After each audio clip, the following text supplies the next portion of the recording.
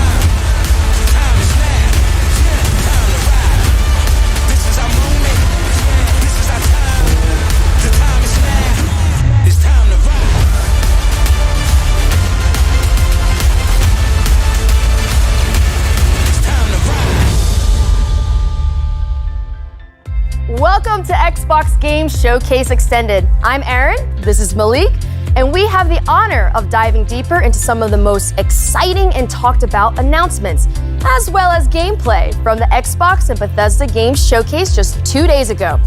For the first time ever, the entire showcase was focused on games you can play over the next 12 months. That's right, Aaron. You saw world premiere gameplay from Redfall and Starfield, and today we've got Bethesda's own Pete Hines right here to tell us more. You'll hear from the renowned developers behind the brand new Xbox franchise, Our History Untold. Dive into Naraka Bladepoint with our partners at NetEase Games, and so much more. But first, we begin with a special look at how our fans got to celebrate the Xbox and Bethesda Games Showcase with a message from our very own Phil Spencer.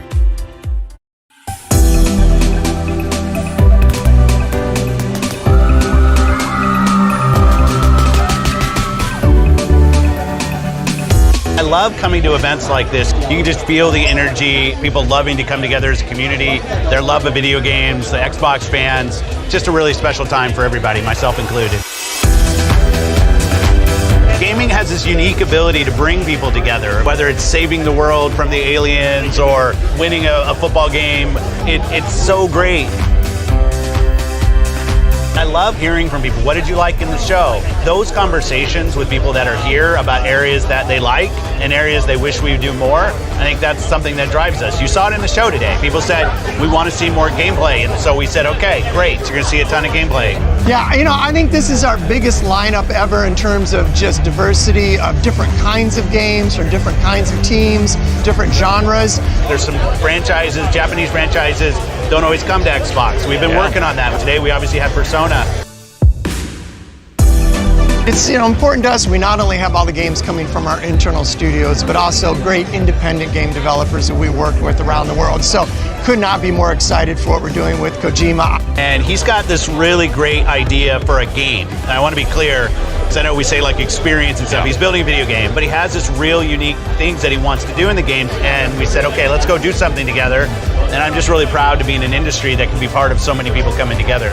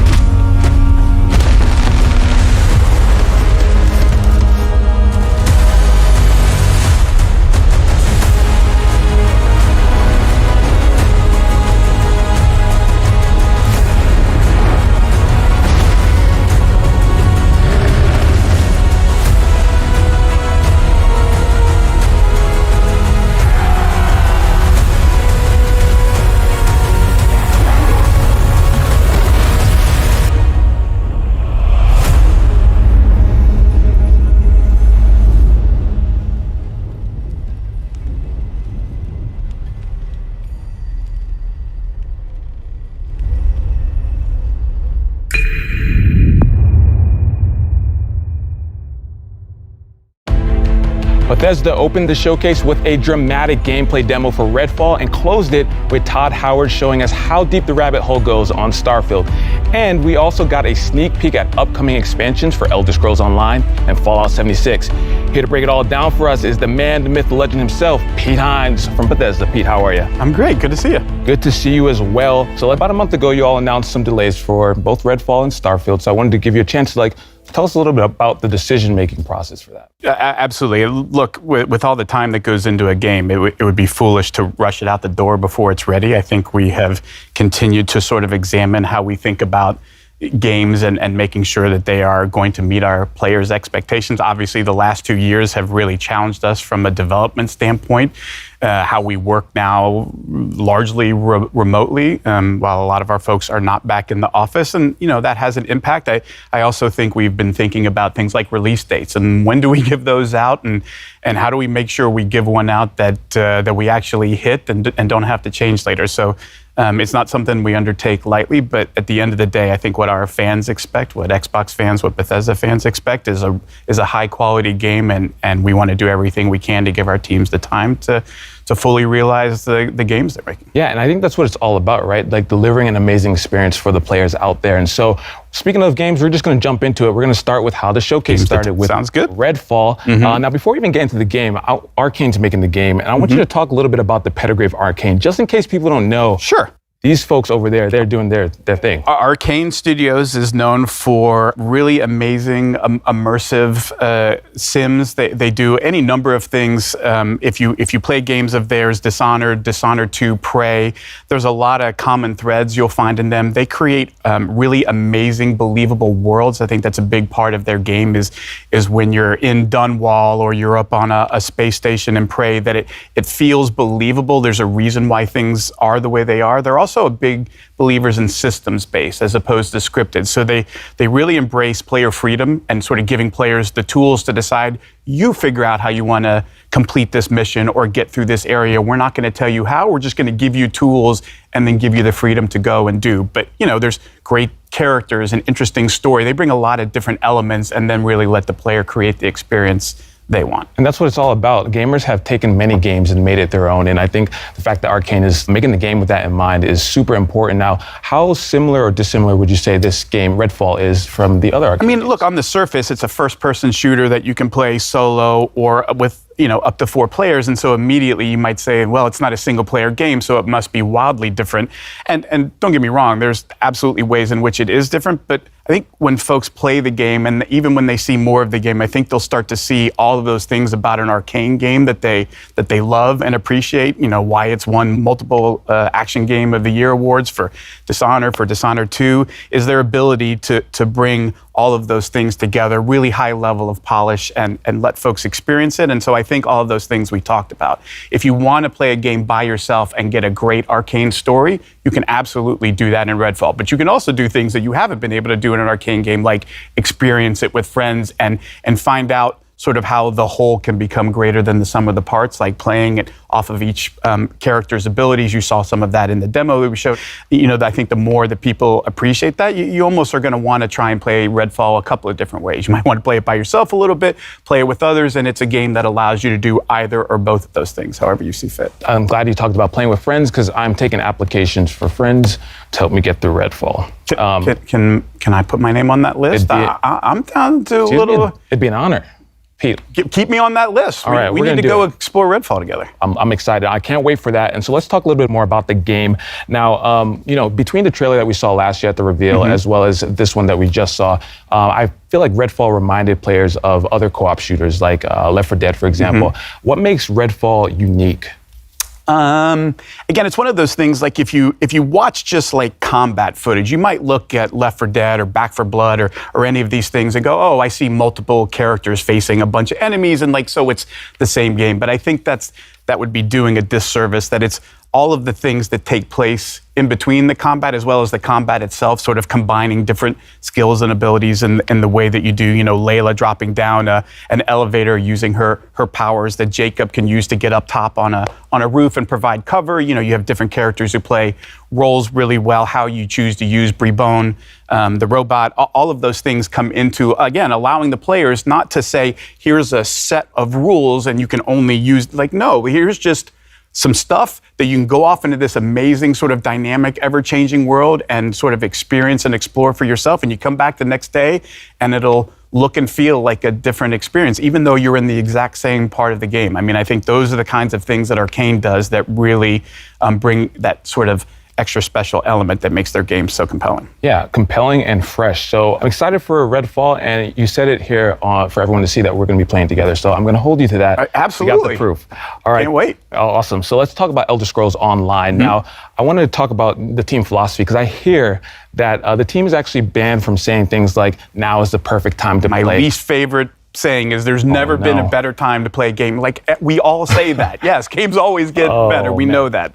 The thing that we love about where Elder Scrolls Online is going is their ability to continually refresh the experience for players, provide new experiences, like going to High Isle, a place they've never been in an Elder Scrolls game. It does a lot of things like story and intrigue. There's a lot of politics in High Isle, different factions and the conflict that's going on there. And again, a way that you can jump in and play by yourself and experience it by yourself, even though it's an MMO. But the real special sauce of Elder Scrolls Online is our amazing community. They're so welcoming. They're so helpful. If you need a little bit of help, if you need a lot of help, they're there for you to help explain, to make sure you have a fun experience. And honestly, that is such a huge part for an online game of creating an environment where anybody, no matter whether you just started playing or you've been playing for 8 years, can have a good experience no matter how you decide to engage with it. I love that you mentioned that. Community is as you mentioned, is such a huge part of any online game. And so for players who may not have played Elder Scrolls, who are, like you said, looking to jump in, to know that they have that community backing them, that's going to help them, guide them in their journey, is super exciting. So, but I want to talk about Fallout a little bit. Okay. Huge milestone recently, 25 years of Fallout. It can rent a car even now. At this point, right? We're talking about it. All right, so this has to mean something super special to the team. Absolutely, and look, we are as aware of anybody. This franchise did not start with Bethesda. It's one that we took on along the way, and our intent is not just to pay homage to Bethesda Fallout. No, we mean all Fallout, because what this series has done, what it meant to us as players when we went and played those games, played the original Fallout 2. And then what the franchise has become, and sort of growing and finding an even, a new audience with Fallout 3, Fallout 4, Fallout New Vegas, Fallout 76 is something we really want to celebrate. And honestly, what's going on in Fallout 76 with the pit and your ability to continue to push the boundaries in an online game of story and meaningful player choice, and as you're going along, making decisions that kind of matter and have a real impact, I think is important in the evolution of Fallout 76. And just honestly, how far that game has come from its launch.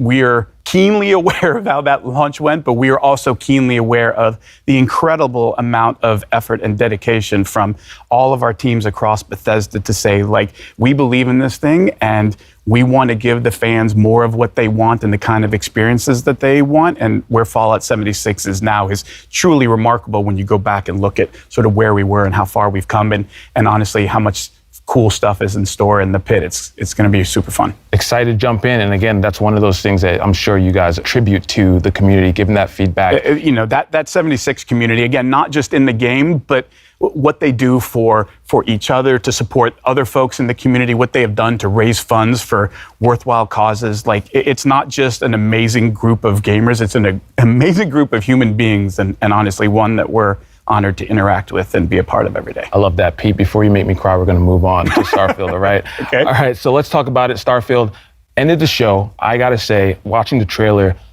breathtaking. It's one of those things from the different locations and just seeing the difference between that moon versus the populated city, just amazing. The dog fighting, just everything was so awesome.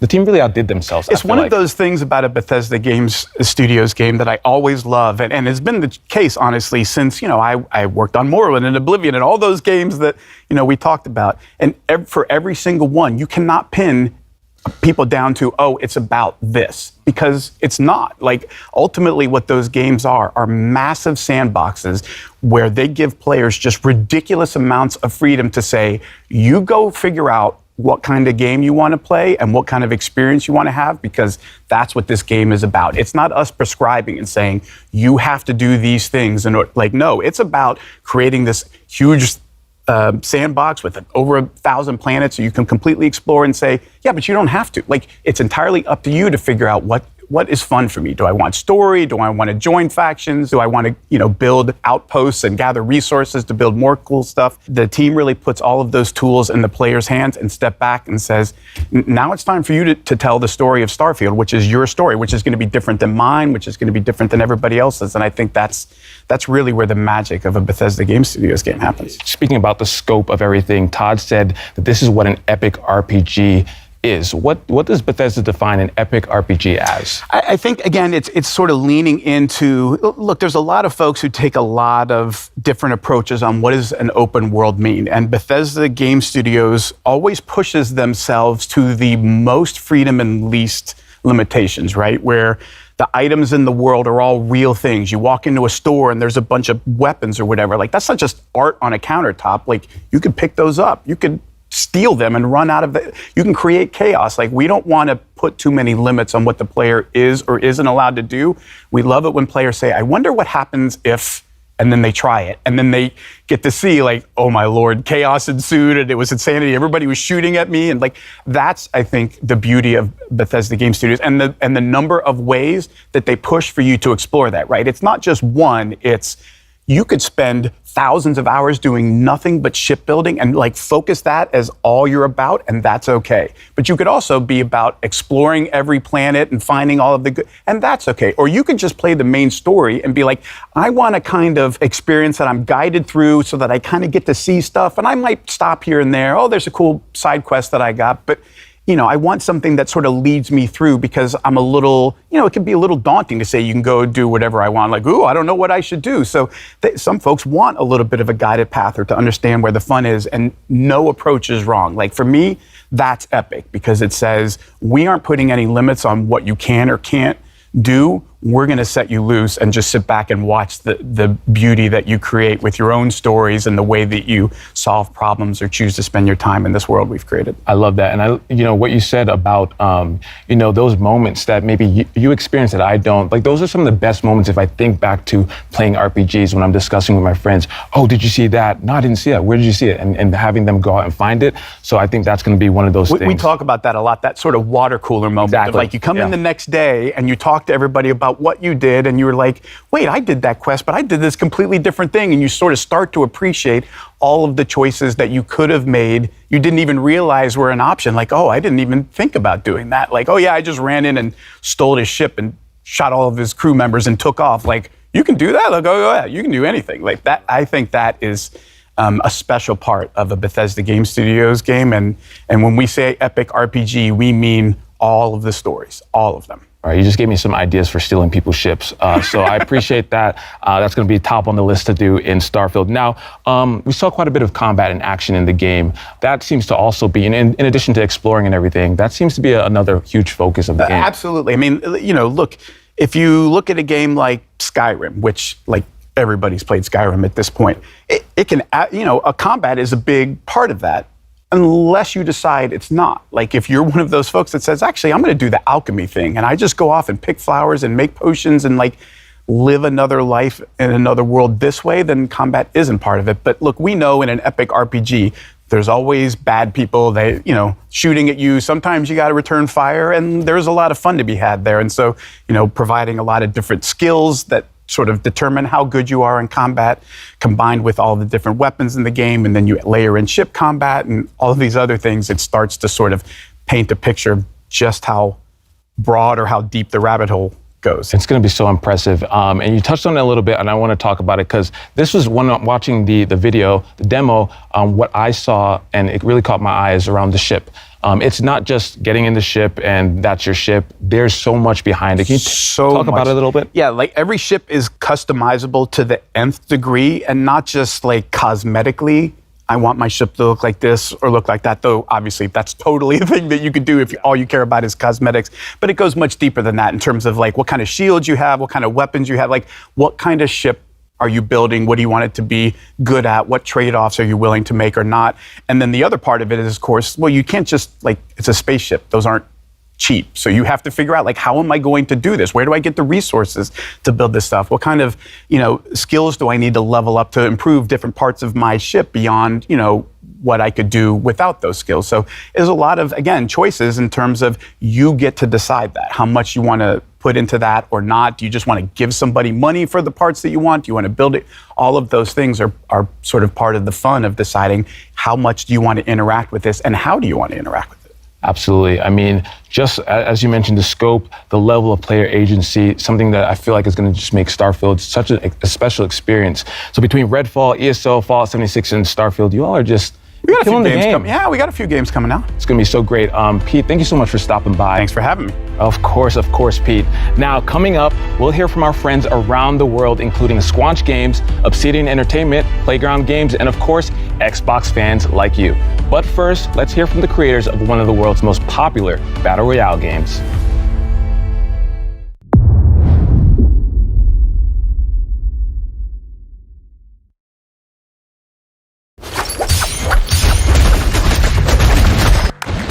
大家好，我是永劫无间制作人关磊。 We are glad to share Naraka Bladepoint, a unique online multiplayer action game with players all around the globe. As a NetEase studio, 24 Entertainment is joining hands with Microsoft to bring Naraka Bladepoint to consoles for the first time. You could play the game on Xbox Series X and S, as well as Windows next week. We're also joining Xbox Game Pass, a platform with a huge player base and a vast, bright future. Naraka has been so well received on the PC platform. I am so grateful to the players for their love and support. As a competitive survival game incorporating a lot of action elements, Naraka features a range of characters with unique personalities. Each hero draws from different civilizations and cultures. Battles allow for a great degree of strategic play. You've got a wealth of melee and ranged weapons to choose from, and a vast map filled with interactive elements to explore. Perhaps you'll engage your foes in samurai combat, katanas at the ready, or maybe you'll use Persian assassin techniques and strike from afar. With your grappling hook, you can fly between temple walls and across bamboo forests with ease. Beyond solo endeavors, you can also party up with friends and use group tactics to flatten your foes. That's Naraka's underlying design philosophy, that you're unchained and have the freedom to choose how you play. Collect soul jades to change how you play, transform your katana strikes, and make your cannon a weapon of mass destruction. Each hero can be customized too. Whether you want to rush into battle as a berserker warrior or cast fireballs as a sorcerer, the choice is yours. We can't forget to mention our unique face customization system too. You'll never need to worry about running into a doppelganger on the battlefield, because you're able to edit your hero's features to your heart's content. You can even recreate your favorite faces. As we approach Naraka's first launch anniversary, we're introducing a brand new weapon, the Twin Blades, releasing together with the Xbox and Game Pass editions. Twin Blades strike with the speed of a raging tempest and sweeping blows. We've seen similar weapons in other games, but here in Naraka, it comes with a style all its own. Charging up strikes is usually a high-risk, high-reward move. With the Twin Blades, you can charge up while moving and keep your momentum as you unleash a flurry of combos on foes. Since its release, Naraka Bladepoint has launched its own faction clash game mode with Omni's Nightmare and the thrilling limited-time mode Shadow Surge. There have been many casual modes to play as well, but our community has eagerly asked for a campaign mode. We're always listening to our player base, and we're happy to announce that the wait is over. Players will see the first chapter of our campaign mode. Form teams of 3 to take on new enemy types and massive bosses. Disarming a boss won't be as easy as disarming another player though. PvP and campaign mode are two entirely different games. Further campaign chapters are also in the works, so we're eager to hear any feedback you have for us. We are also working on an Xbox One version and hope to see more players join Naraka later this year. Naraka is launching on Xbox Series X and S and Windows Store on June 23rd, and it's included with Game Pass at launch day. Now's your chance to dive into the world of Naraka Bladepoint. 快来体验我生无拘吧！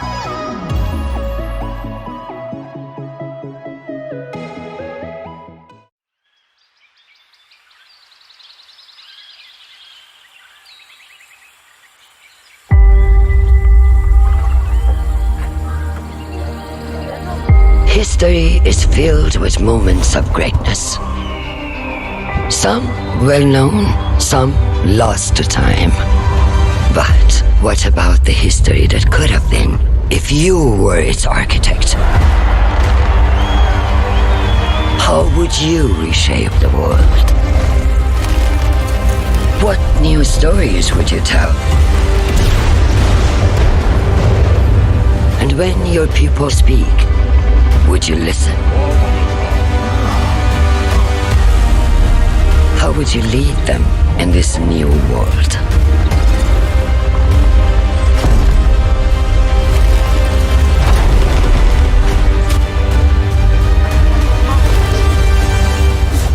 History is filled with moments of greatness, but these will be yours.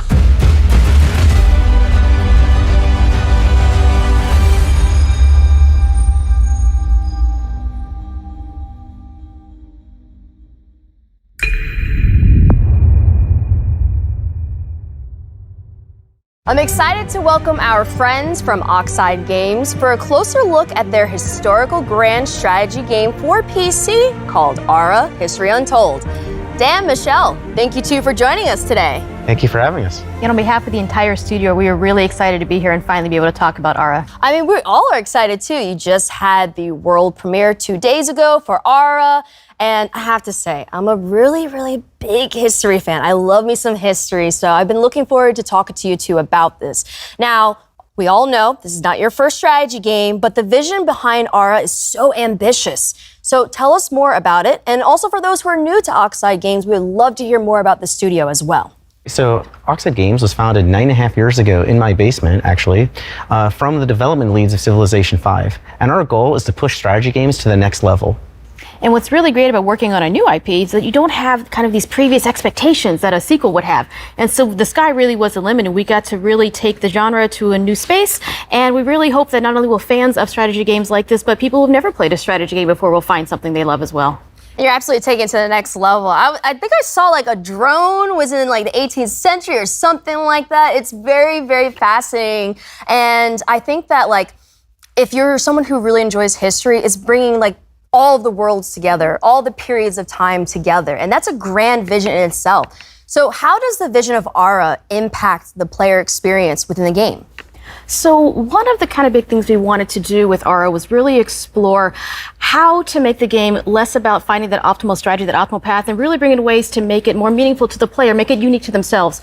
So what are different kinds of choices we can bring to the player so that when you play, it's different than when I play, and yet we can both be competitive together? How can we do things to really impact agency and expression and really let you express your values and your play styles through the different mechanics in the product? And Dan, what about you? How does the vision impact the overall experience? So one of the big things that we've been working on is what we call the living world. We wanted the expression of the game to manifest itself in a way that felt authentic and cool. So we've spent a lot of effort on making sure that the choices that you make are expressed in a visual way. And so you're going to see your citizens doing things that reflect the choices that you've made. And this is actually really challenging. So one of the goals when we founded Oxide was to not have to tell the designers, no, you can't do that thing. And so the game is obviously huge. It's just massive. And so it's a very large technological constraint from doing something like that. But we have our own proprietary engine that allows us to really bring this alternate Earth to life. I think that's the beauty, right? Because in history, the great thing about learning history is that you learn about culture, you learn about stories, you learn about things that are probably brand new to your eyes. But the way that Aura helps you remix, reimagine, and rewrite history is a beautiful sight to see. And I'm excited to get my hands on it, and I'm sure everyone else is who's watching. So let us know, where can we learn more about it, and when can we get our hands on it? Because I need it today. So if you head over to the website, you can sign up for the Insider program, which will give you a chance to join the technical alpha and play the game later this summer, which is super exciting because we've been playing it, all the time. And so now you'll have a chance to play. Dan, Michelle, thank you two so much for giving us the lowdown on Aura. Really appreciate it. Thanks for having us. Grounded is finally leaving early access and moving into full release with a highly anticipated story mode. Here's Adam Brennicke and Eric Dorabella from Obsidian Entertainment to tell us more.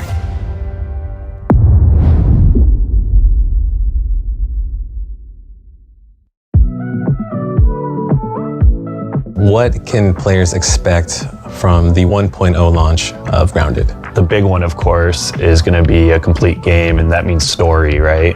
From beginning to end, you can play through, why are you here? Who put you here? Yeah, exactly. And how are you going to get home? And I think those are like the big questions that people are asking about Grounded. Originally, we really just wanted to make a survival game. And one of the jokes was, hey, what if we did backyard survival? Everyone was like, yeah, that's a very unusual idea, but I think there's something there. One of the things that we did early on was establish the art style of Grounded. Things started coming to life as we did the initial prototypes and seeing some of the cool things, like the first time we added the spider into the yard, seeing the reactions of people in the office, even jump scares, people screaming.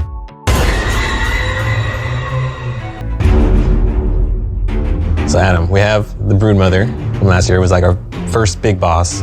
And then we came out with a bunch of mini bosses like Termite King. Termite King and the Assistant Manager. But in this trailer, we're showing players the Mantis. What can they expect from this? So we're super excited to finally show off the Mantis. I know that's been a big ask from players that they want to see a praying mantis in the game. They've been asking for this for a long time. Do we have anything else that the players can get excited about? The mantis is just a little tease of one of the new boss fights, but there's more to come, right? Potentially many boss fights that we have planned for the full release of Grounded. There's a lot more secrets and other things to uncover. When we reached 5 million players, that was already super crazy. And then we hit the next milestone of 10 million players still being Xbox. Doubling it, right? Yeah, in Xbox Game Preview Early Access. That just goes to show that we have a fantastic game. Everyone's just so surprised at how much Grounded has grown. I just hope that players and the community understand how important they are and impactful on this game with us. Yeah, we're so thankful for everyone's support along the way. It's been an amazing journey, and we're finally almost at the finish line, right? Yeah. And I think we wouldn't be here without our amazing community and all of the fan support. I agree. Best community ever. Yeah.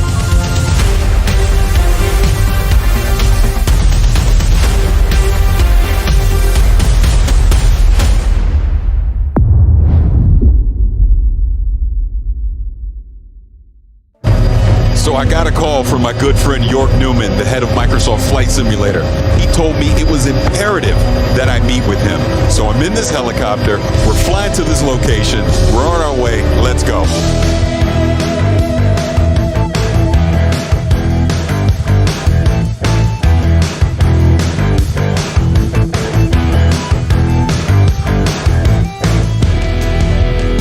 York! Hey, Paris, good to see you. Good to see you. Thanks for coming to DC, man. No, thank you. What am I doing here? Later. Let's get in. We don't have much time. Oh, okay.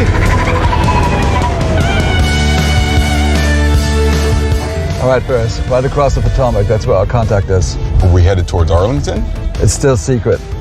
I'm sorry. York, what is this place? Oh, you'll see. Let's go.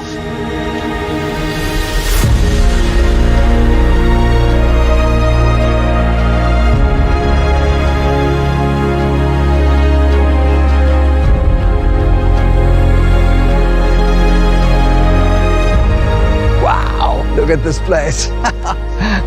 Nick, how's it going? Hello. Paris, I would like to introduce Nick Partridge from the Smithsonian National Air and Space Museum. Thank you for having me. But this makes a lot of sense. I saw during the trailer there was a collaboration between the Smithsonian National Air and Space Museum and Flight Simulator. Here we are at the National Air and Space Museum. So let's talk about that collaboration. Tell me more about that. Well, Jorg and I have been talking for more than a year. He was looking for me, and it turns out I was looking for him to ask the same question, which was, don't you think that our organizations have a lot in common? Dedicated to bringing flight to everyone, and I was looking for the Spirit of St. Louis, which is in the Smithsonian ever since 1928. And the Smithsonian was gracious enough. They gave us a millimeter perfect scan, which is what we'll feature in the 40th anniversary edition. But as Nick and I kept talking, it was very clear, the world's foremost museum for air and space, the Smithsonian. Yeah. And Microsoft celebrating its 40th anniversary. It's a match made in heaven, and there's lots of things we can do. Yeah, authenticity, accuracy, access, it's all there. We're hoping that if everyone has as much fun in the community with the content that we initially collaborated on, a couple of our most historic aircraft, and some of the other aircraft in this center are already in the simulator, maybe we can jump in with both feet and do more in the years to come. Maybe even, who knows, we'll go crazy. We'll put the space shuttle in there. Oh, that sounds amazing. All right, you guys have never been here before, No, right? this is my first time. All right, so keep your eyes peeled, stick together, and Jorg, I've got something special for you right around here. Perfect. Check this out. This is my favorite plane, the Junkers Ju-52 3-motor. Amazing.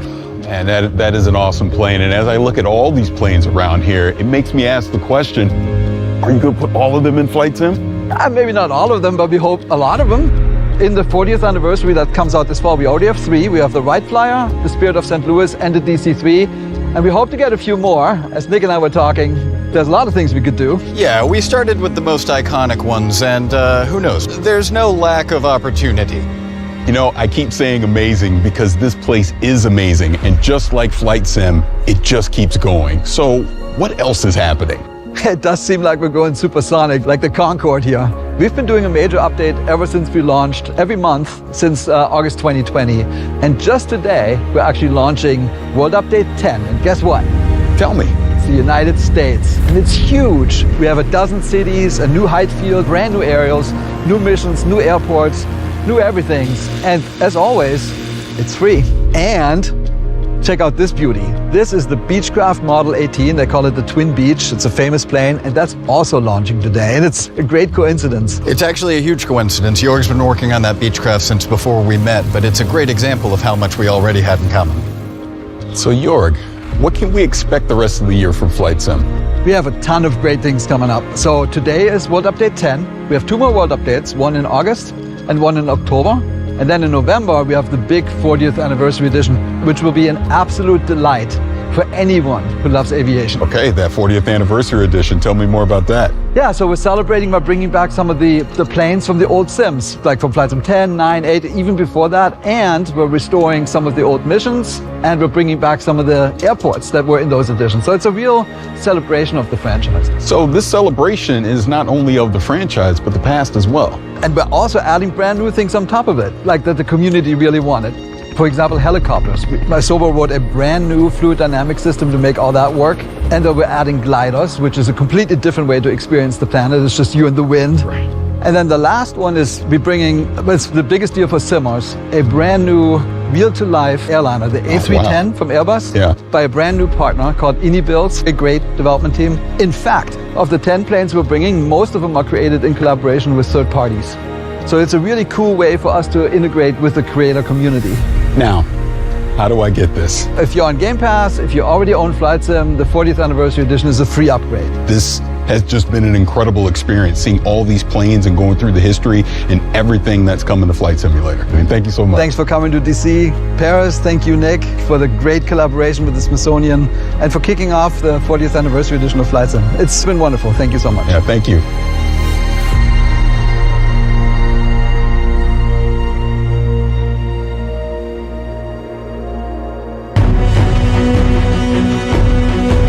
Today was a good day, but now I have a need for speed. I'm headed to the danger zone, baby.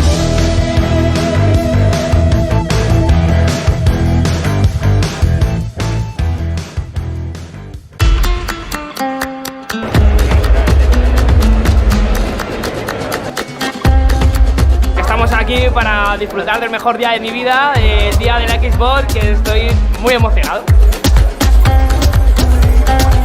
I came in Madrid just yesterday to be here in FanFest Xbox, and I'm so excited. Estamos aquí en Madrid para ver nuevos juegos como Starfield, que yo personalmente le tengo muchísimas ganas. Me ha encantado y no me lo podía perder, este es un evento único.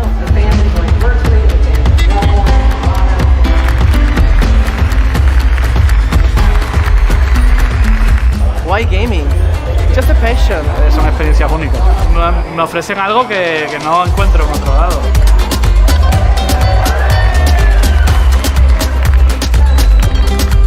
Lo que te digo, es como una familia para mí.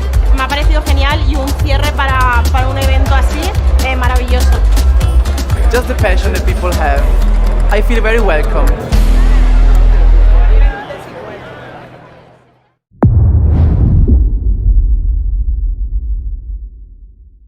Hey, we're just a snippet of Squanch Games, and we're here to talk about High on Life, our new action-adventure, comedy, Metroidvania, first-person shooter that is nothing at all, a little bit like Microsoft Excel. All right, you're a bounty hunter now. You gotta help me rescue my friends. They're Gatlians, just like me.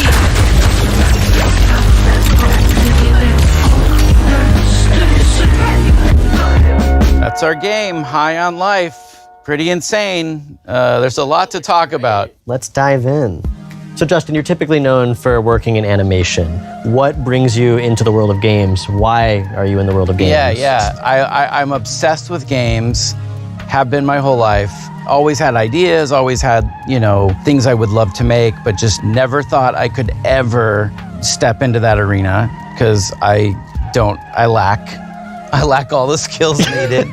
You don't know how games work. Other than like creative direction, creative ideas, like other than that, I lack all the skills to execute. But that's why, that's part of why you want to start Squanch, right? Is like to be able to have an idea like that and let it grow to something amazing. And to be able to be creatively free. I wanted to make games that I wanted to play. And that was sort of the spark that just lit the fire of Squanch Games. And then we shipped Trover and we shipped Accounting Plus, and now we're on this absolutely dream game. This is like our real legit swing at like a proper, like we're indie, but like this is like our AAA, like, or is it triple I for indie? Yeah. We're triple I. Yeah. This is a triple I game. So the story of our game mostly follows like Earth being invaded by this evil criminal cartel of aliens who come in and kidnap humans and start selling them on the black market like they're drugs. And you're the one human who has to team up with a talking gun and stop them. And when you select a cartel leader that you're gonna go after, like, it opens the portal door to that world that they're in. Eric, can you tell us a little bit about the worlds of the game, the art style of the game, the visuals? Yeah. So we spent a lot of time kind of constructing and creating these awesome alien worlds. Myself and Mikey Spano, who is our art director, him and I worked like a ton on the sort of art direction of the game. He really kind of landed in this space, which was kind of Blade Runner meets the Muppets. So we're trying to capture that feeling with all of our characters, especially our aliens. And then each world is its own kind of unique flavor, right? I think some of the ideas came from very kind of core thoughts. Like we want to have an awesome alien, like drug-dense spa on an asteroid. And yeah, what makes me really excited is the sort of really clear and like it's almost deceivingly simple narrative, right? Save the Earth, humans or drugs, talking guns. Ta-da. So Alec, who are the guns? What's their deal? The guns are these talking alien Gatlians. They're all shaped somewhat like a gun you'd find on Earth, but they've evolved to be just gun-like in their own way. And so this race of Gatlians each has their own unique personality, their unique set of abilities, and you're gonna be rescuing them from this evil alien cartel, and together, you gotta stop the bad guys. And get more Gatlians. Yeah, collect more Gatlians. Yeah, a lot of players are gonna have very different experiences depending on what gun they favor. Yeah, you kind of pick your favorite companion to have out a lot and hear their dialogue, be part of different dialogue scenes and stuff. Yeah. Look at us, blasting away! And sometimes you can unlock the guns in a different order than another player has. So when you go back through a level, you'll see things that you would have been able to access if you'd done it in the other order. That's and you can come back. That's a huge one. All right, so we've talked about this crazy good game that sounds amazing. Why should people be excited to play it? As a studio, we are attempting to bring A-level adult comedy into video games. Something I love about Squanch is we would put a lot of effort into things that a lot of other studios wouldn't even bother with, like a single small joke that 5 players might find. Well, okay, now I can. I love that stuff. I love like edge casing and like what makes you remember a game. Yeah, like if a player's trying to break the game in a certain way and then you have an answer for that for them, that is like such a memorable and amazing moment. It's almost like watching TV, but the viewer is able to reach into the TV and poke a thing, and the character has to respond to that. And there's so much fun to be had for the most part. You can skip it all. We worked really hard on it if you want to skip it. Yeah, if you want to just like miss out on like, Yeah, if you're like a big dummy and you don't want to play the game at all, that's fine. We're not going to judge you. We're just going to be upset.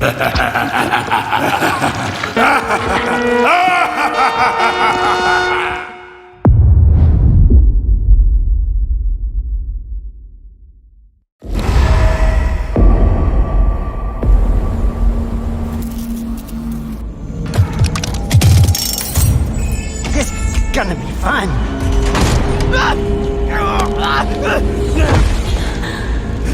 You know I can't let you leave.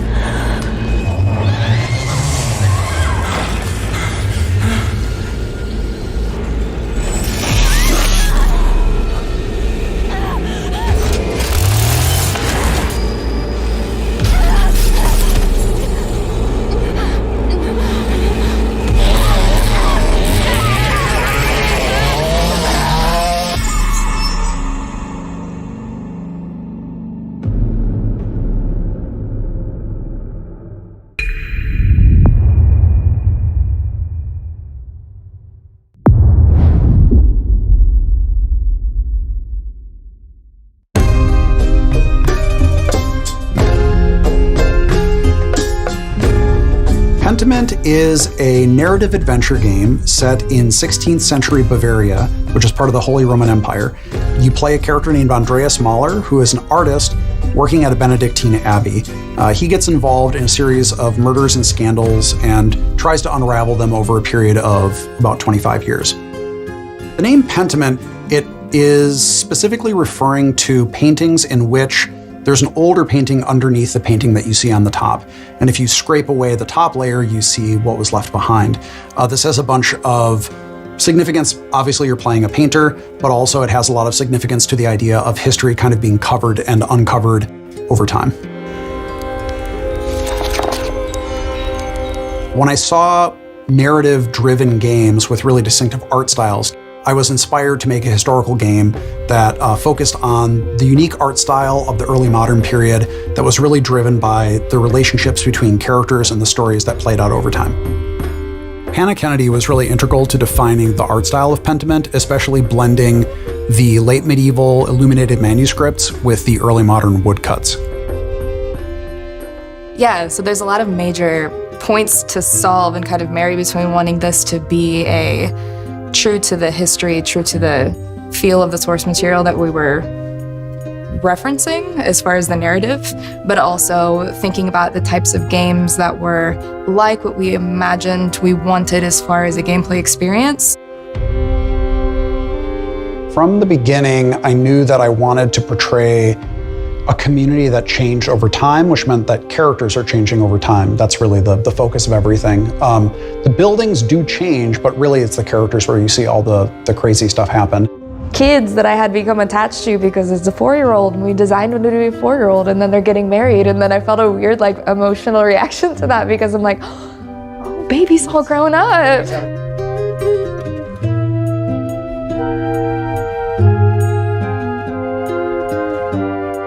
I think the 16th century has always been really interesting to me because it was a time of such social upheaval in Europe.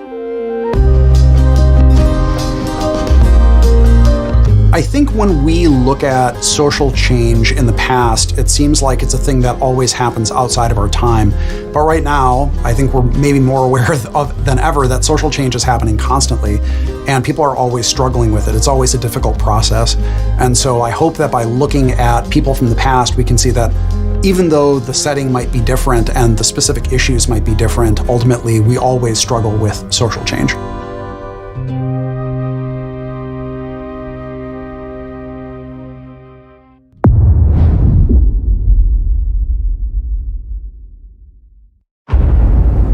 Putting on this bandana.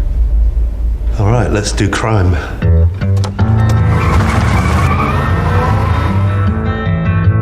It's such a bad idea. All you had to do was keep your mouth shut!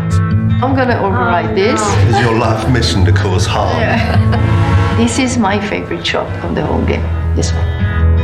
With As Dusk Falls, what we're trying to do is to make a brilliant interactive experience for anyone who loves brilliant storytelling. So people who enjoy films, people who enjoy TV series. It's also a social experience and about sharing these stories with the people you love. I think we should stick to the plan. Yeah, stick to the plan. I took my inspiration from TV shows, prestige shows like, Breaking Bad, Fargo. I really love Dog Day Afternoon. It's such a wonderful setup. You try that again, and every last one of them leaves in a body bag! When you write for interactive stories, it's all about the stakes. You want big choices, the tentpole ones that everyone will remember from the chapter they played, but also you weave in the smaller stakes, the drama bit, like the relationships. Are you gonna stay married? When you lost your job, this wall went up, and I missed you, okay? The game deals with very mature themes that you don't normally find in a video game. It really gives you agency over characters that are relatable, that are familiar to you. It's like an interactive story, but with the power of video game behind it. I only gotta yell and my brothers will come. Now hold your horses, young man. I think you should at least listen to what I have to say. In the first book, it's mainly structured around a hostage situation in a motel in the middle of the desert in Arizona, so it's a pressure cooker. You want your wife to live? Answer and do exactly what I say. Book 2 takes another approach entirely, and it's a chase across multiple states in the US. There's nowhere else to run. As Dusk Falls is an interactive show, but the important part here is the word interactive. The players are very much needed to help the character on their journey and decide what's going to happen to them, help them grow and change. It's not like there's one golden path. There's so many different ways through the story. You can replay it and then you get to like different story and different ending, and you feel like you're actually achieving something and shaping the story and also the character. Some of your true self comes out into that thinking. I don't know, what would you do? I'll try to, yeah. And at the end of the game, when you play, we tell you about your playstyle, and it reveals something about the player themselves, their values, and the way they interact with the others that they played with. I think for me, one of the really important things was that this art style could tell lots of different types of stories. We want to take really beautiful, sort of subtle facial performances, really strong dramatic moments, and just really represent that such that every frame is a painting. It's a single player and multiplayer experience, so 1 to 8 players. Because we wanted to draw in people who weren't necessarily gamers. Gamers are going to love this game as well because it's a very mature, in-depth story. But this game really taps into your life skills rather than your gamer skills, puts everyone on a level playing field. You did well there, that is a ferocious job. I did it! You share the same character, you discuss, you make decisions, and majority wins. It's like each player is like a voice in the character head. Are you taking the money this time? I am definitely not. Take the cash. It's been a massive journey, and I can't believe we're just like so close, touching distance to this game. Yeah, I'm gonna miss it when it's done.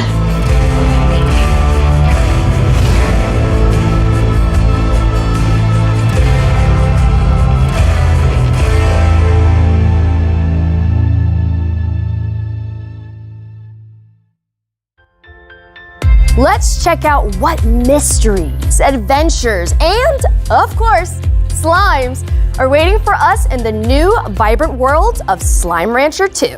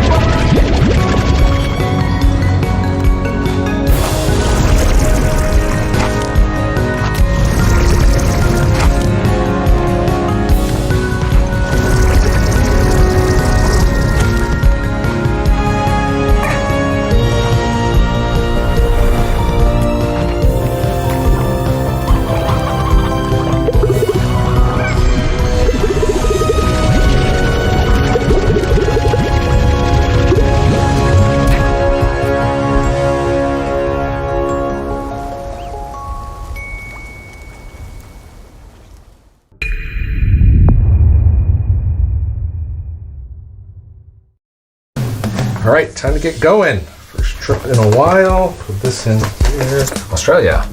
Passport. I need a passport. Where's my passport? Passport.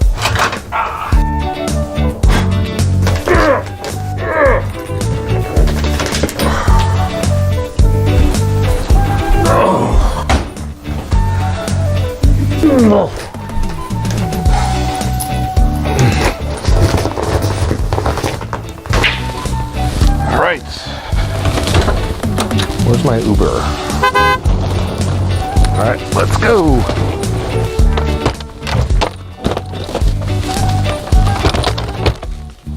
Let's go.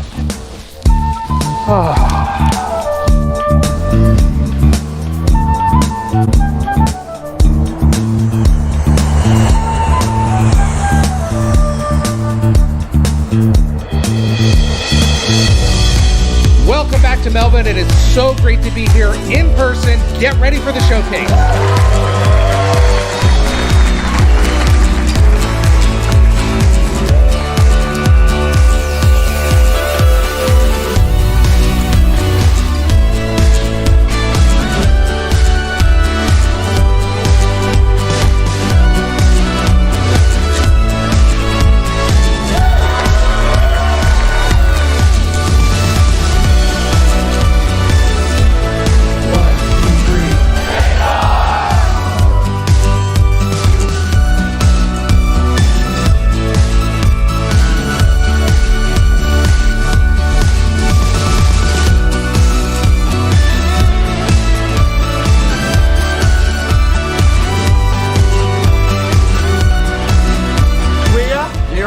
Melbourne with FanFest.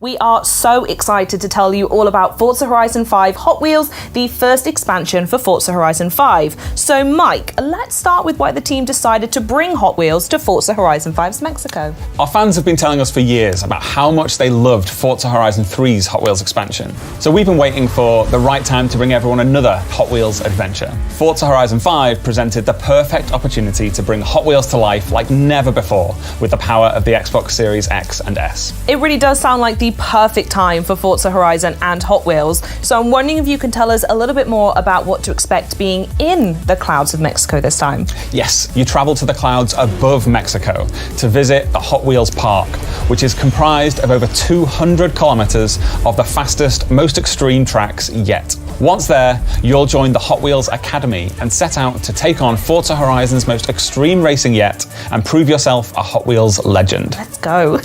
As well as the iconic orange Hot Wheels track, you'll take on new driving experiences across gravity-defying magnet tracks, as well as ice, water flume, and rumble tracks. So we spoke loads about biomes in the build-up to Forza Horizon 5's launch. Are we expecting something similar in Forza Horizon 5 Hot Wheels as well? Yes, so we're truly going to see the power of the Xbox Series X and S when we look at Forza Horizon 5 Hot Wheels' all new biomes. The amount of detail and diversity that we can pack into the 4 new biomes is breathtaking. We have the rugged Giants Canyon, where you'll hear the growl of your engine bouncing back off the intricately detailed rock formations. The Ice Cauldron, where frozen tundra drips into the glistening molten lava. In Forest Falls, you'll see a tree canopy towering over epic waterfalls. And finally, the visually stunning and exhilarating Horizon Nexus, where the Horizon Festival is suspended among a web of Hot Wheels tracks. And there's more, because new players can jump into Forza Horizon 5 Hot Wheels as early as possible during the main game's initial experience. And how are people going to be able to use Event Lab in Forza Horizon 5 Hot Wheels? So in Event Lab, you'll have the freedom to design, build, and share using the new Hot Wheels Creation Kit. That's over 80 new track and stunt pieces that instantly snap together thanks to our new building tools. You can then share your creations with the entire community for players to discover and play. We are anticipating our community building an ever-evolving catalogue of new player-created Hot Wheels events that everyone will enjoy. They all sound absolutely incredible, Mike, but I'm going to ask you the most important question in the room. Can you tell me a bit more about the cars? Yes, so we have 10 new amazing cars coming to the pack, including 4 new Hot Wheels cars, which have been scaled up to real-life proportions. We have the Diora 2, the Bad to the Blade, the Baja Bone Shaker, and the Chevrolet Hot Wheels Copo Camaro. Forza Horizon 5 Hot Wheels introduces the most extreme tracks we've seen yet in Forza. So we've added some new extreme track toys and hypercars to go with them. Love that. I want to call out the Hennessy Venom F5 and the Mosler MT900 GT3. Their speed is unlike anything we've seen before. So we know Forza Horizon 5 fans naturally love co-op, so how is that continuing in Hot Wheels? So, in a first for Forza, you can join up with your friends and play from the very start of the experience in co-op. You and your friends will then take on a new campaign, moving your way up through faster and faster car classes until you unlock the extreme speed of X-Class and become a Hot Wheels legend.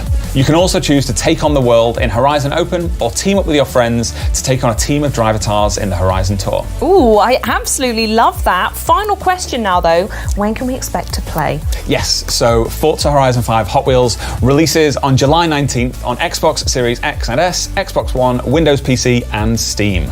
Mike, thank you so much for joining me. This has been so much fun and I cannot wait to play.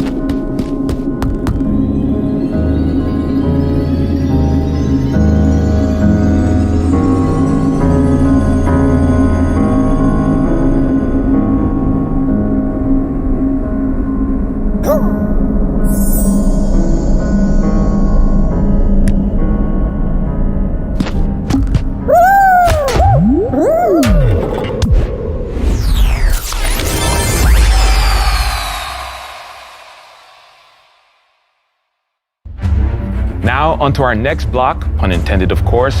Minecraft Legends is the action strategy take on the franchise you never knew you needed. I'm here with Dennis Rees from Mojang Studios, who has just released the world premiere trailer of Minecraft Legends. Dennis, welcome to the show. Thanks for having me, Malik. So happy to have you. I mean, this is a really exciting time for the team. Let's talk Minecraft as a whole, though. That game, I have nothing to back this up, but I feel like everyone on the planet's played Minecraft at this point. But that wasn't enough for you all. You all went and made Minecraft Dungeons, and now we're moving on to the recently revealed Minecraft Legends. So one, tell me a little bit about what it means for the team to actually be able to reveal the game, and then two, just let us know what Minecraft Legends is. Well, we are so excited to finally be able to talk about this game with the world. We've been working on this game for some time now.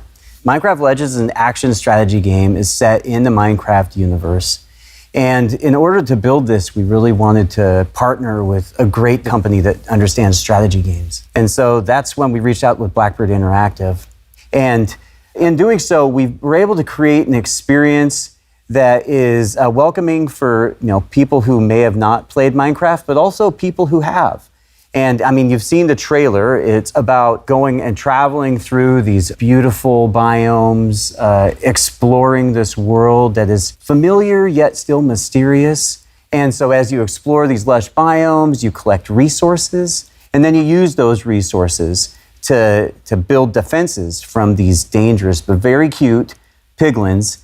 And in those offensive, you're able to fight them back and send them back to where they come from. And you know what? You're going to probably want to build some alliances with some unexpected friends because they're going to help you actually defeat the piglins and send them back to where they come from. Oh, I'm looking forward to it. And I love what you said about trying to make a game that's both for fans of Minecraft that exist and new fans coming in. Minecraft can go in so many different directions, I feel like, with a new game. What made you choose action strategy? Well, really, it was many years ago, as a group of folks at Mojang sitting around talking about what game genres they really enjoy. And action and strategy were the most popular ones that came up. And so we started to think about who we could partner with to build that experience. And that's where we came into Blackbird Interactive. And that was back in 2018. And, the project was codenamed Badger. And an interesting little fact for many of those people that might follow Minecraft, if you go back to Minecon 2018 and you look at the shirt that Jens Berenstain was wearing, you'll see a graphic on there, and it's in the shape of a badger head. And really, that was meant to be an Easter egg for years forward, which here we are now. I gotta say, I love a good Easter egg. Now, where would you say that Minecraft Legends fits in the overall Minecraft universe? Well, the Minecraft universe is just always growing and expanding. And if it's not from our partner communities, then it's from Mojang specifically. Like you mentioned, Minecraft Dungeons. That's a great example where Mojang went out and we built this dungeon crawler experience in the Minecraft universe, and players love it. It's wonderful. And with Minecraft Legends, we're trying to do something similar, really. And here we're going to be introducing a narratively driven campaign with a whole bunch of new characters and a lot of other things that I'm not ready to share right now. Dennis, I thought we were friends. You can share it with me and everyone watching. No? Okay, I won't pry any more. But tell us when the game is coming out and where we can keep up to date. It's coming out in 2023 on PC and console on Xbox Game Pass. And if you want to know more, just follow us Twitter or jump on Minecraft.net. Dennis, I'm so excited to jump into Minecraft Legends. Thank you so much for stopping by and giving us the lowdown. Thanks for having me.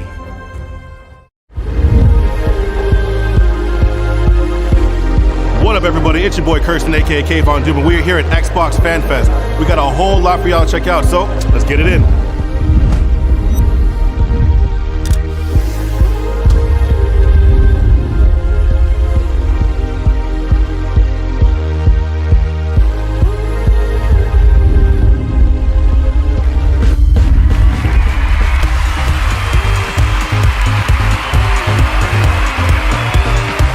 They asked me what year Halo came out, won this sweet jersey. I couldn't believe when I was here on site that I would get to meet the real Master Chief. Experience here, out of this world. It was really cool to see. I'm gonna go get my nails done because they have a nail station and these things need to be painted. Redfall looks dynamite, and come on, Diablo 4. Oh, it's so, why are you so gruesome? All bloody things. No, but it's great. I love it. What a day we had today. Thank you everybody for showing up to Xbox Fan Fest Toronto. Had a lot of fun, saw a lot of games, great experiences overall. Catch you in the next one. Here we come. Are you ready for more? Coming in real high. We breaking down the ground, whether you ready or not. Start it up.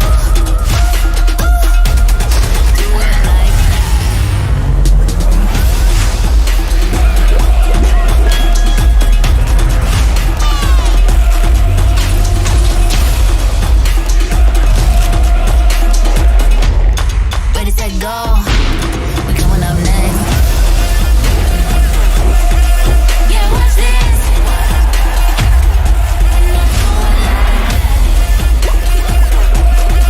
Yeah, watch this. Do it like that. Right now it's that move. Go and do that thing you do. Turning heads, you make them look. Yeah, they got their eyes on you. Yeah, set it up. They see me yet. Ready, set, go. We coming up next. Yeah, watch this. Do it like that. Yeah, watch this. Do it like that. Do it like that. I'm joined now by Sarah Bond, who leads the gaming ecosystem organization here at Xbox.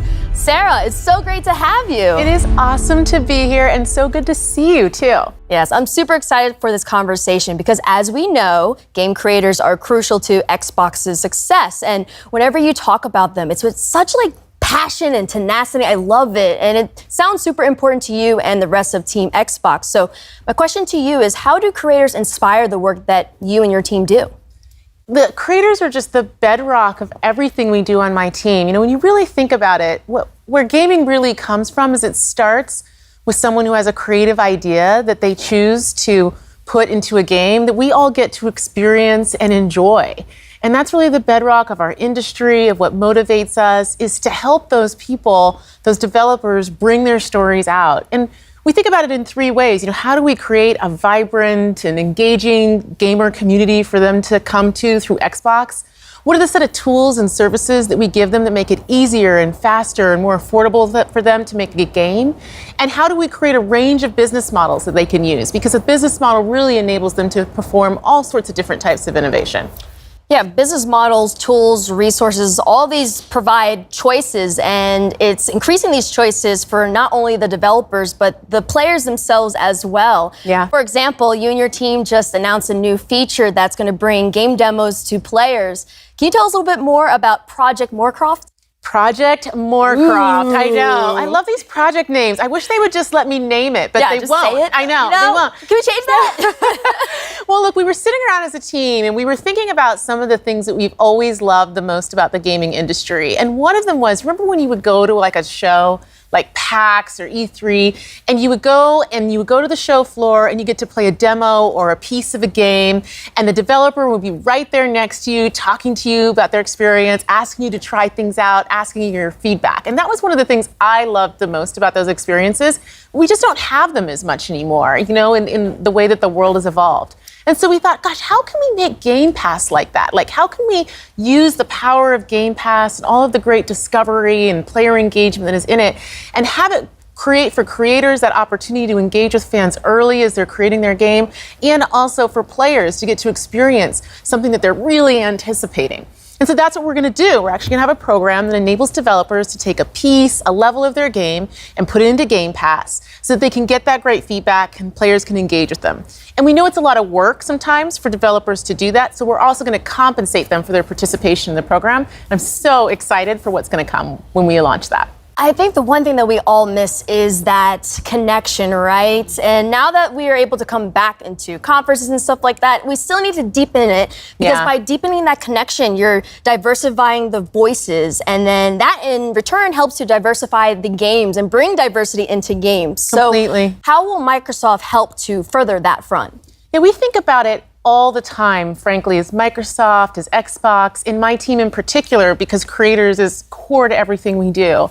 You know, if you think about a game, it enables you to experience a perspective, a point of view, in a way that is deep and immersive, unlike any other form of media. So the importance of everyone having an equal opportunity to share their story and their perspective through a game, and what it means to shaping our perceptions, to what we talk about, to what we believe, to broadening our perspectives, is critical. And we think about that all the time. So what we've done as a team is we're continuing to expand the set of developers who we're engaging with and bringing them into the Xbox ecosystem. We've actually more than doubled the number of developers that are making games for Xbox. And we saw lots of those games in the last day, which has been pretty cool. And the other thing that we did this year is, for the first time ever, we actually have a presence in Africa. We have our first Xbox employee in Africa, specifically dedicated to working with creators in the region. So what message would you like to leave for creators who are interested in starting in the industry? Yeah, I get that question a lot. People say to me, gosh, I would really like to be part of the gaming industry. I'd love to make a game. How do I break through? How do I get involved? And I say, first of all, network. Talk to people, meet people, connect with people, just how you and I connected actually at an industry event, which we met at, which was super fun. You know, build that network and that connectivity, because it's so critical in every industry, but I think particularly in gaming, right? You know, go to industry conferences like GDC, meet people, learn, try that out. And if you're interested in making a game for Xbox, you can actually go to github.com. You can actually download the Xbox Game Developer Kit and get started. And once you have a game concept, you can also submit it online through id@xbox.com, and then you can self-publish to Xbox, which is another great way. And of course, if you actually want to get involved in the industry, all companies are great, but I highly recommend you check out coming to work at Xbox. I'm biased, obviously. I mean, hey, you have every right to be so. Sarah, thank you so much for joining us today. And also, thank you to all the viewers for tuning into Extended. We've heard from so many amazing developers on today's show. Now, before we finish, is there anything else you'd like to share with us? We were talking earlier about the importance of people being able to tell their story through a game and how incredibly powerful it is. I mean, when we were talking about that, I was thinking about an experience we've had as a team that's been very touching for me.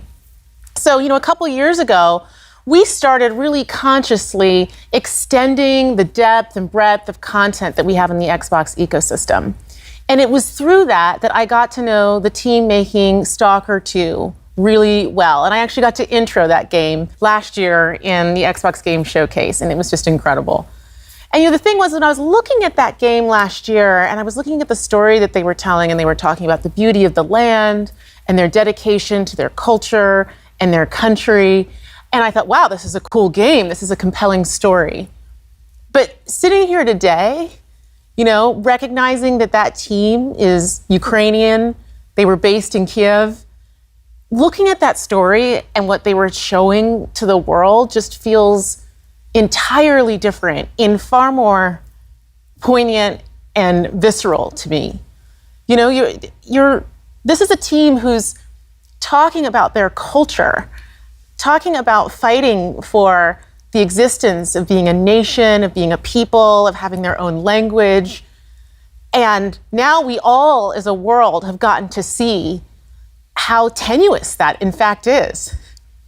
And it's an honor, frankly, to be part of this industry and to have the opportunity to uplift their voices and to let their story be told through a gaming experience, especially knowing what we know now about the situation in Ukraine. And as part of that, they actually shared with us something that they wanted us to share with all of you today as part of the show.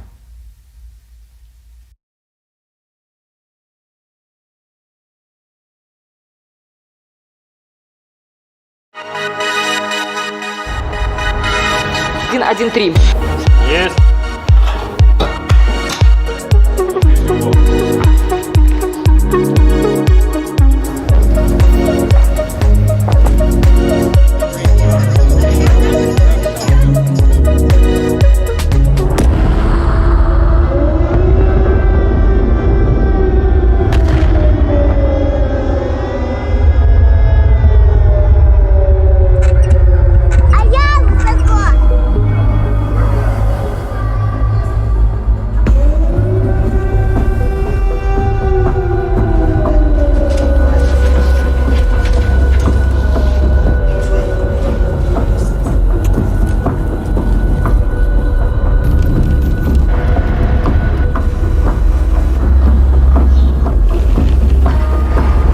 Здесь кипела работа, идеи, она не останавливалась. 3 месяца назад началась война России с Украиной. Шок, робочий день починається з тривоги. Під час сильних обстрілів ми біжимо в укриття. Це переноска для мого кота, який загинув ще в перший тиждень війни. Выходишь вечером, сирена, выходишь днем, сирена. Днем еще работать надо, поэтому особо не выйдешь, а вечером все время вот так. Це моє робоче місце. Вже 3-й місяць я живу і працюю в коридорі. Зі мною живе однокий пес, врятований з-під обстрілу в Гостомелі. Зараз мені важко писати квести про війну, коли вона йде навколо. Так працює в переривах між сиренами і волонтерськими задачами. Світ ще побачить, наскільки в нас класна культура і в тому числі, наскільки класні ігри ми можемо робити. Меня зовут Александр. Я являюсь сотрудником компании ЖСК. Я с Мариуполя. С начала боевых действий была потеряна связь с моими родными и близкими. И это непередаваемое, ужасное чувство, когда ты не знаешь, живы они или нет. Я Дмитро Ясенєв, розробник Сталкера. Ніколи не міг уявити, що в 21 столітті в центрі Європи може статися повномасштабна війна. Я Олексій Іванов, ком'юніті-менеджер проекту Stalker 2. Весь зброю в руках захищаю свою країну від російської агресії. Привіт, я Макс, наративний дизайнер гри Stalker 2. Після перемоги я до неї повернуся. Побачимось на релізі. Слава Україні!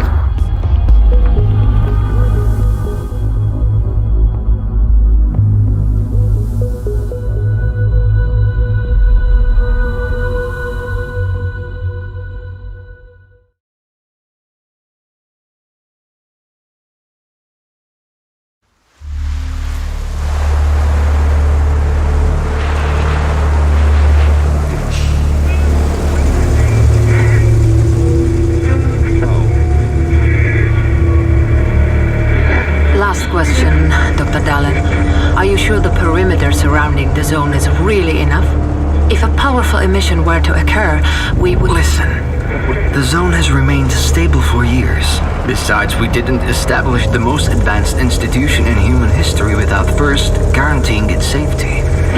As the head of the Scientific Institute for Research of the Chernobyl area, or CIRCA for short, I believe the wonders that we will bring to the world far outweigh the potential risks. How big are these risks exactly? The zone reveals a whole new world. We can stick with the old one, fearing change. But tell me, do you want our descendants to remember us as cowards? Or as those who dared to venture forward to a new, better humanity?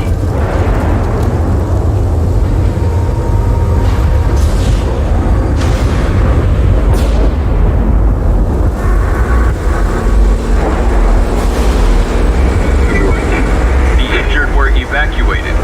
I remind our listeners that a similar incident happened in our region quite recently, ruining homes and livelihoods.